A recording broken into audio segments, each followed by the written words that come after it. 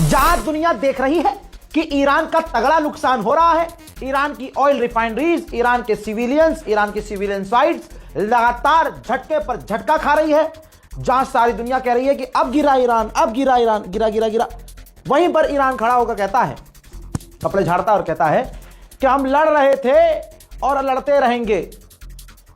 जी हां, जो बयान है वही मैंने टाइटल पर लिख दिया है।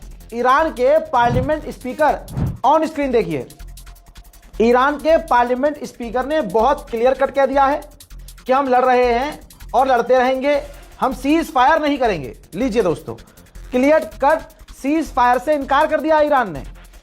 ईरान की फौज मना कर रही है कि भाई सीज फायर हमने करना ही नहीं है, बताओ। और कहने के लिए ट्रंप ने 2 दिन पहले ऐलान कर दिया है जीत का। नेतन्याहू कह रहा है कि हम ईरान को हरा चुके हैं। अमेरिका 5 दिन पहले कह चुका है कि ईरान को हम हरा चुके हैं, ईरान गिर चुका है, हम बस पंच मार रहे हैं। ये तमाम चीजें आपको याद है ना। कोई भी खबर विदाउट सोर्स नहीं है, जबकि मुझे सोर्स की जरूरत नहीं है। लेकिन जान लीजिए, ईरान फिर से कह रहा है कि हम कोई सीज फायर अमेरिका से नहीं चाहते हैं। दोस्तों, उन्होंने ईरान के पार्लियामेंट स्पीकर ने कहा कि नेतन्याहू और डोनाल्ड ट्रंप ईरान को तोड़ना चाहते हैं। साथ ही उन्होंने ऐलान कर दिया है कि हम, ईरान अभी भी स्ट्रांग है और हम लड़ते रहेंगे। ईरानियन ऑफिशियल ने कहा है कि हम दुश्मन के इंफ्रास्ट्रक्चर पर हमला शुरू कर देंगे अगर इसी तरह से हमारे इंफ्रास्ट्रक्चर को निशाना बनाया गया। अब बयान सुनिए। یعنی من با خیلی روشن و قطعی این رو عرض میکنم، چون طراحی داشتیم، پلن مشخصی رو دنبال میکردیم تا این 10 روز که هست طبق پلنی که ما داریم میریم کارمون رو به طور قطعی گام به گام داریم پیش میبریم. یعنی چون آمادگی قبلی بود، فاصله واکنش ما در جنگ دوم نسبت به جنگ اول بسیار کوتاه‌تر شد. بسیار کوتاه‌تر. یعنی در حقیقت همه دستور عمل داشتن، همه روشن بودن. الان هم طبق برنامه داریم مسیر خودمون رو پیش میبریم.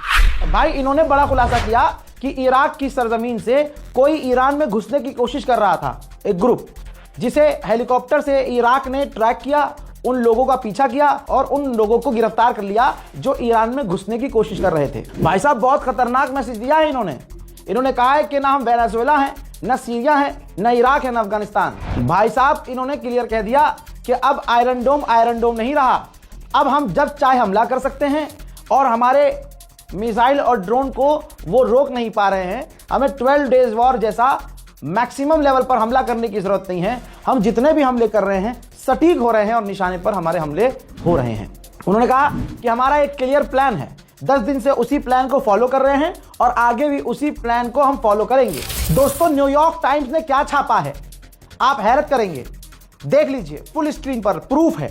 न्यूयॉर्क टाइम्स, अमेरिका के सबसे बड़े अखबार, ने छापा है कि ईरान मजबूती से लड़ रहा है, पूरी ताकत से लड़ रहा है और अपनी मिलिट्री कैपेबिलिटीज दिखा रहा है। ईरान इतनी ताकत दिखा रहा है और इस तरह से लड़ रहा है जैसा अमेरिकी गवर्नमेंट ने सोचा नहीं था, इमेजिन नहीं किया था। और ईरान ऐसा लड़ रहा है कि अभी यह जंग लंबी चलेगी और हमारे और लोग मारे जाएंगे। अमेरिका को इस जंग में इजराइल घसीट कर लाया, नेतन्याहू घसीट कर लाया, यह बात आपको मालूम है। अब आपकी स्क्रीन पर एक और सबूत, अमेरिकी गवर्नमेंट और अमेरिका के जो टॉप के लीडर्स हैं, जो वॉर रूम में हैं, वो हैरत में पड़ गए और फ्रस्ट्रेट हो गए, जी हां, चिढ़ गए, जब इजराइल ने ईरान के 30 से 33 ऑयल टैंकरों पर और ऑयल रिफाइनरी पर हमला कर दिया। कल और आज सुबह हमले हुए थे और वॉर रूम में अमेरिका में यह बात छिड़ गई कि अब ये तो और बड़ी जंग हो गई, हमने इतनी लंबी और बड़ी जंग नहीं सोची थी। इजराइल ने मामले को और बिगाड़ दिया है और अब जो ईरान के फ्यूल पर इजराइल ने हमला कर दिया, अब ईरान भी ऐसा ही करेगा। इलाके में जंग बढ़ेगी और ईरान की आवाम जो 1% अभी भी हमारा साथ मांग रही थी या हमारे कहने पर प्रदर्शन कर भी देती, तो अब वो 1% जो भीड़ है वो भी ईरान की गवर्नमेंट के साथ हो जाएगी और इस जंग से नुकसान हमें बड़ा होगा। ये लिखित में है, अमेरिका के अखबारों में छप गया है और डोनाल्ड ट्रंप के खेमे में उथल पुथल हो रही है। सोचिए, 32,000 अमेरिकियों को अमेरिका मिडिल ईस्ट से निकाल चुका है और अभी भी इनका ऑपरेशन भागो चल रहा। उधर सऊदी अरब ने फिर से ऐलान किया है कि हमने ईरान के 2 और ड्रोन इंटरसेप्ट किए हैं। व्हाइट हाउस ने कंफर्म किया है कि हमारी टेबल पर अभी भी ऑप्शन मौजूद है कि ईरान में हम जमीनी सेना उतारें। उधर ईरान इंतजार कर रहा है कि मुन्ना आओ तो सही एक बार, ऐसा स्वागत करेंगे कि किलोमीटर के हिसाब से ठोके जाएंगे। ईरान इराक के बॉर्डर पर अमेरिका ने एक खतरनाक रडार लगाया हुआ था। आप देखिए हर जगह इस गुंडे ने अपने रडार लगाए हुए थे ईरान की हर मूवमेंट को चेक करने के लिए। कितनी तैयारी थी अमेरिका की, पुरानी, बहुत पुरानी तैयारी थी। इमेज आपके सामने लगा रहा हूं, ये देखिए भाई, इमेज में साफ नजर आ रहा है वीडियो में कि ईरान ने उस जो रडार था उसको भी तबाह कर दिया। देखिए ड्रोन जाता है, ये ड्रोन फुटेज है, ड्रोन के अंदर कैमरा लगा हुआ है।